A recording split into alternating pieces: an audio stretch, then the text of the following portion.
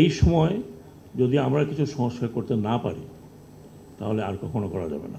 Maximum ওই আপনার mister Alam টালম টাইপের এই ধরনের লোকের পশ্চাতে চলছে। যে এবার ইলেকশনে যারা যাবে তাদের আম যাবে ছালা যাবে। Then I am sorry that came true. বাইরে রাস্তায় বলা হচ্ছে আমরা 15 বছর 17 বছর আমরা পাওয়ারে ছিলাম না, এখন আমাদের ইলেকশন করতে পয়সা লাগবে, এখন আমাদের পয়সা দরকার, চাঁদাবাজি হচ্ছে। আমার কয়েকটি প্রস্তাবনাও ছিল আপনি প্রশ্ন উত্তর দেওয়ার আগে। আমার একটি প্রস্তাবনা ছিল খুব স্ট্রং, আমি লিখেছিলাম এই সময় যদি আমরা কিছু সংস্কার করতে না পারি তাহলে আর কখনো করা যাবে না। কারণ আমরা একবার ট্রাই করেছিলাম 2007-এ কিছু করেছিলাম, সেগুলো থাকেনি। আমার আছে টরেভিনো, আপনার আছে তো? থাকেনি পলিটিক্যাল পার্টি যারা ক্ষমতায় ছিলেন তাদের কারণে।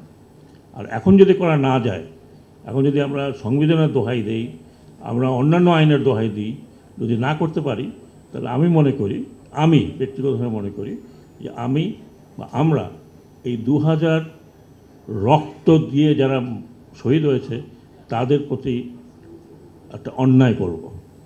আমি বলছি না যে আমরা 5 বছর 6 বছর থাকবো। সংস্কার যে কোনো সময় করা যায়, might take just 1 year and then you go for election. আমি মনে করি যে সংসদ শুড বি অ্যাবাউট 400, যার মধ্যে 100 should be of women and they can come in PR। এটাও আমার লেটেস্ট আমি একটা আর্টিকেলে লিখেছি।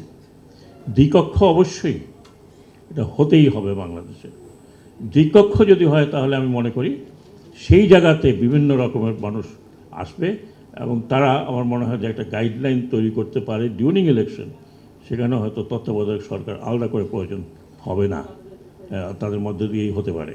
আমরা বলেছিলাম যে কীভাবে পলিটিক্যাল পার্টিগুলো ফান্ড কালেক্ট করবে এবং সেইটা ওয়েবসাইটে দিতে হবে। দরকার হলে আমাদের চিন্তা করতে হবে যে political party should go to joint stock company or not.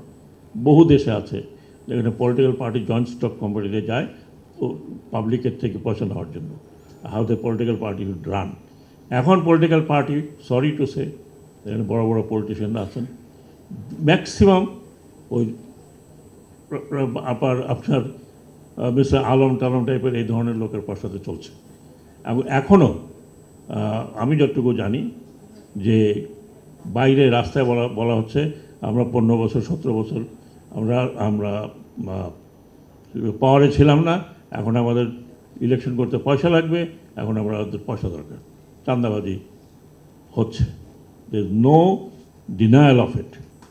তো এই জায়গাতে আমি মনে করি যে একটা সংস্কারের প্রয়োজন আছে, অত্যন্ত সাংঘাতিক সংস্কারের প্রয়োজন আছে। শুধু ইলেকশন আইন পরিবর্তন করলে হবে না, political system, political culture has to be changed. এইটুকু আমি বলতে পারি। এটা চেঞ্জ হলে নির্বাচনী আইনও চেঞ্জ হবে। নির্বাচনী আইন চেঞ্জ যদি হয় তাহলে নির্বাচনী যে একটা সোসাইটি দ্যাট উইল গ্রো। আজকে 15 বছর লোকে ভোট দিতে, 16 বছর লোকে ভোট দিতে পারে না। অ্যান্ড আমি লাস্ট টাইম বলেছিলাম যে এবার ইলেকশনে যারা যাবে তাদের আম যাবে ছালা যাবে। Then I am sorry that came true. Lot of people asking me আপনি কীভাবে বললেন? Intuition. I said that's the last nail in the coffin that Awami League is having that election. আমি আজকে এখানে বসে বলছি না, ইউটিউবে যান আম ছালা, ইউ উইল ফাইন্ড মাই বক্তব্য। আমও যাবে ছালাও যাবে, just going to YouTube and find.